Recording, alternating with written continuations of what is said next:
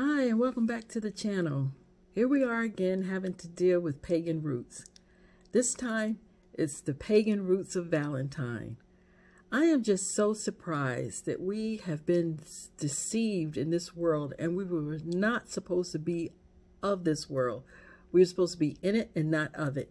And yet we have taken on so many of these pagan practices that it's hard to distinguish a believer, a true Christian, whatever, from the world. It's just hard to imagine it. It's hard to see. There's no line of demarcation. But before we get started, as usual, I need you to subscribe, hit the post notification bell, and please hit the thumbs up button. All right? It's good. Thank you. Let's get started. Valentine's Day, the pagan roots. Well, it hasn't always been about flowers and chocolates, okay? Valentine's Day had some naughty origins. Not so good. On Valentine's Day, millions presents to their loved ones flowers and chocolates and cards. And while the holiday tradition really became cemented in the 1800s, historians link its roots to wild pagan revelries from before the birth of Saint Valentine himself. Let me tell you something before we get started, before we continue. My late husband said he didn't need a man or a system to tell him when and how to love his wife. So I never had to worry about waiting for this one day for my husband to show me he loved me. I had a special vase he had bought me for when he put flowers in that vase. And I could tell when my husband was thinking about me during the day, because I would come home on more than one occasion, quite often, with a bouquet of flowers in my vase. And I knew that he was thinking about his baby. So we didn't have to wait. I didn't have to wait to February 14th. To receive love or attention from my man. So I always appreciated that. So Valentine's Day has Roman origins. Okay, all roads of paganism, it seems, lead to Rome, but it was paganism before Rome, because anybody that wasn't a true Hebrew Israelite was a pagan. Okay, it rises as a Catholic, I'm not going to say Christian, a Catholic holiday, and the emergence of non-familiar Valentine Day traditions. It was Catholic, okay? Something they involved in because their roots were pagan. You know, I think we talked about that. If we haven't, we need to. Constantine pretends to be a believer. It was a political move. He became a Christian, made everybody else say they were Christian. Well, Catholic, even though they were calling themselves Christians, but they were Catholic, okay? So most historians believe the seeds of Valentine's Day were planted in Lupercalia. I think that's how you say it, Lupercalia, an ancient Roman festival honoring Juno, the Roman goddess of marriage, and the Capitoline wolf, a mystic creature who supposedly suckled Romanus and Remus, Rome's twin founders, when they were abandoned as infants. And you know the Latin word for wolf is lupus, Lupus. Don't name your son Wolf. Can you imagine? But people do. All right, so Lupercalia celebration.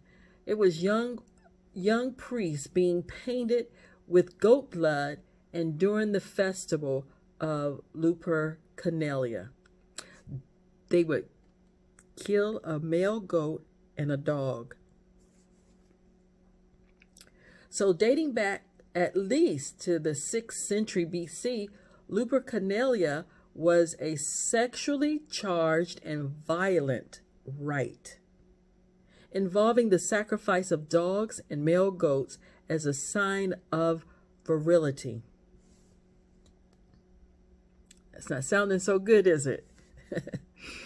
On February 15th, priests known as Luperci had their foreheads anointed with the blood from the sacrificial knife, and then was wiped clean with wool soaked in milk.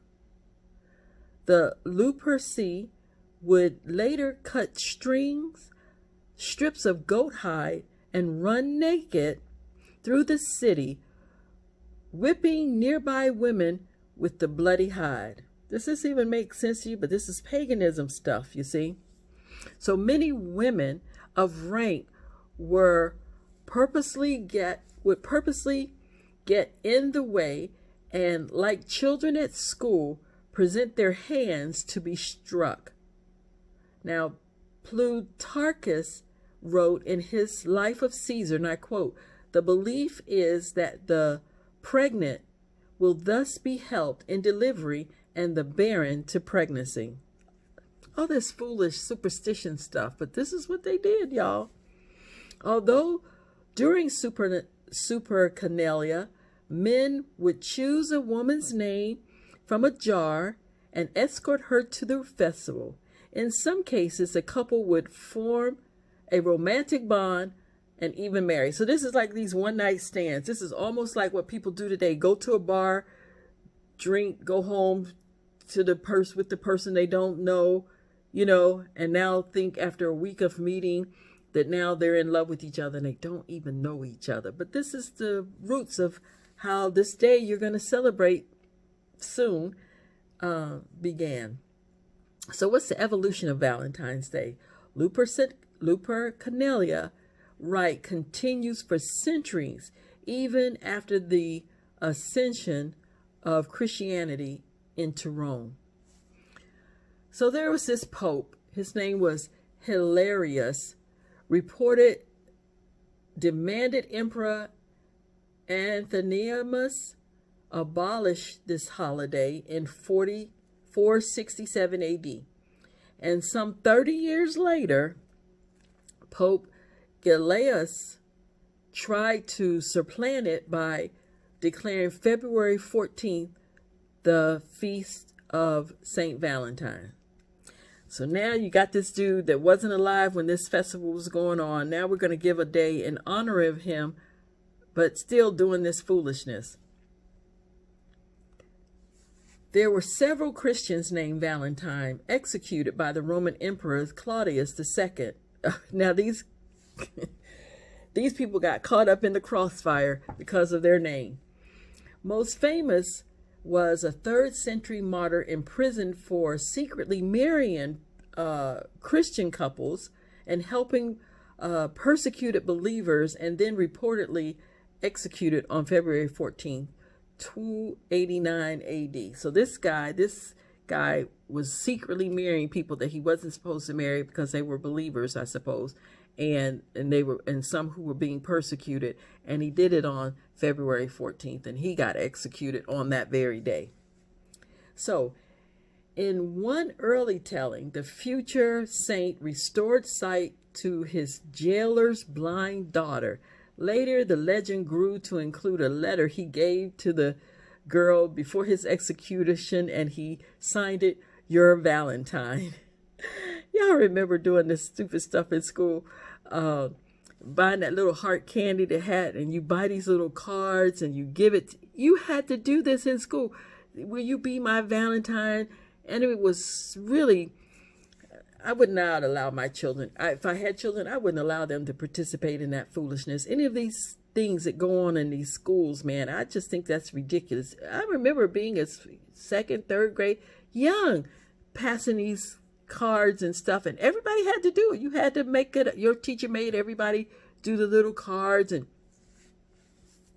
but they didn't tell you the truth. And how come they make you participate in something and don't tell you the origin of the very thing you're doing? That's what gets me. None of us know the history of this stuff that we do. So in medieval Europe, people also reportedly believed that birds chose their mates on February 14th. You can't make this stuff up, I'm just telling you.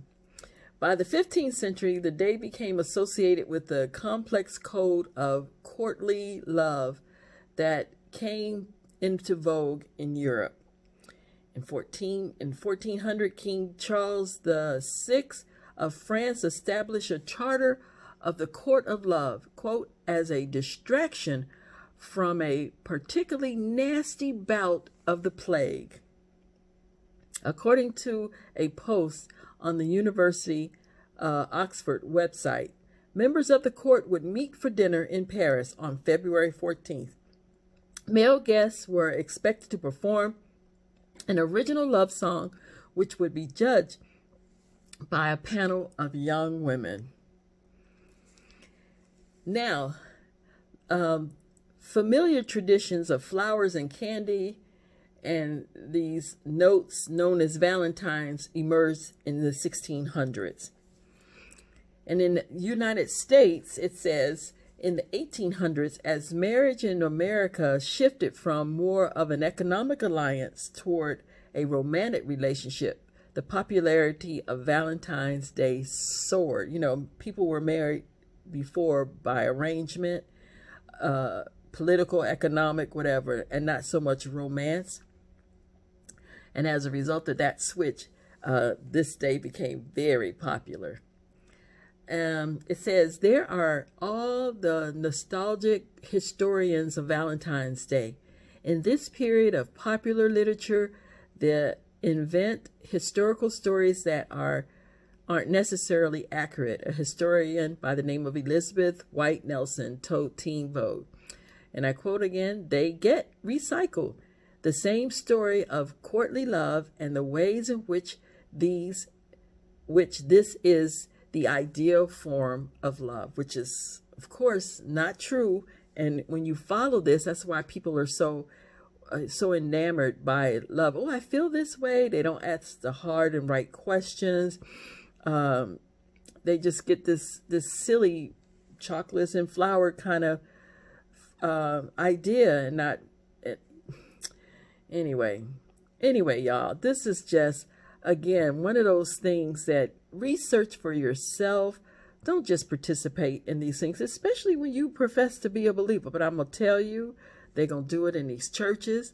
They're going to do it no matter, when I tell you, people who profess to know the Most High will be participating in this day. They're going to say, it's hard to even get people to, when you don't want to say Merry Christmas to them, you don't want to say Happy New Year, whatever you don't want to do, they take offense and they feel some kind of way about you taking a stand against certain things, okay? In 1868, a British chocolatier, Cadbury, sold its first box of chocolates shaped like a heart. And listen, in the 19th century, in 1850, Esther Howland, the daughter of a stationery store owner in Massachusetts, began producing lace-bordered Valentine cards with poems, roses, cherubs, and other imagery. And at the height of her business, the mother of American Valentine was making $100,000 a year. Can you imagine how rich she was? 1850, y'all. She was super rich, $100,000 a year, when the probably average salary was probably $2,000 a year. Then in 1868, I told you about the guy with the chocolate. Even the global pandemic couldn't stop people from expressing their devotion. Do you know in 2021, Americans spent $21.8 billion with a B dollars on Valentine's Day shopping, according to the statistics, up from $15.7 billion a decade prior. Just in 2021, y'all, we're in a recession. We are in terrible times. People are complaining about the price of eggs, but I guarantee you, they're going to go out, buy those cards, those flowers, and those chocolates on that day.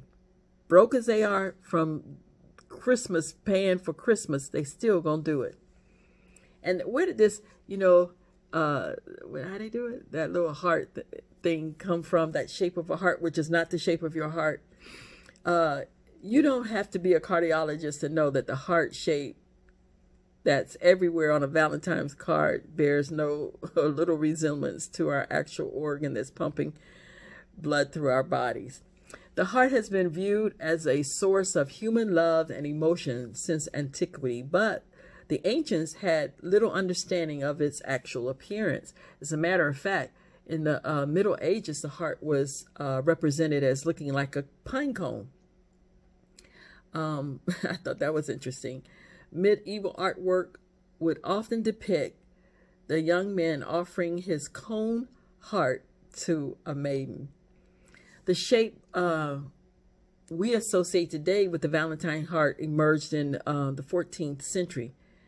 Symmetrical shape with its cleft in the middle also appeared in a French manuscript. So, by 1800s, a mass-produced Valentine's Day card made the heart symbol ubiquitous. I think that's how you say that word. Y'all know I get tongue-tied. And then, you've got that heart that they show on that picture that, I don't even know where that came from. I'm going to have to look that up. That heart on that picture that they say is Jesus, it's Caesar Borgia. I just don't accept it. I just don't accept it. But anyway, that one, and his heart is always his heart, and it's bleeding, and it's got none of that stuff is biblical, y'all. And neither is Valentine's Day. I know this was, I don't know. I just had to put this out here because this time is coming up. If it's not clear, please do your own research. I got this information from Dave Avery on CNET. This was published February 9, 2022. Okay, that's when it was first published. So there's more information out there about it, but just be knowing that if you are a believer or a Christian or a follower of the Most High Yah, let this stuff go. Let it go. What is it? Profit a man to gain this world and lose his soul. Y'all, it's time to let this world go. It's time to put your faith and trust in the one that can do you some good. Love the people you without. Don't be like my husband. Don't wait till this day to make these people rich. If you love somebody, show it and tell them, okay? Just don't wait once a year to do that with somebody that you love.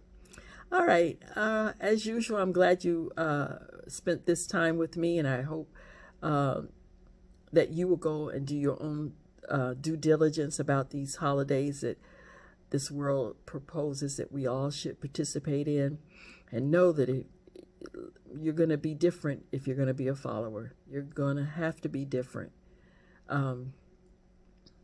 And not just trying to be different with your outward things, but your life will be different. It can't be with all the things that are going on. But anyway, I know we're learning and we're all growing, and so just trying to help you along the way.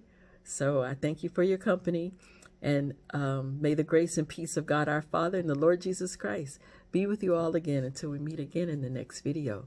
Shalom.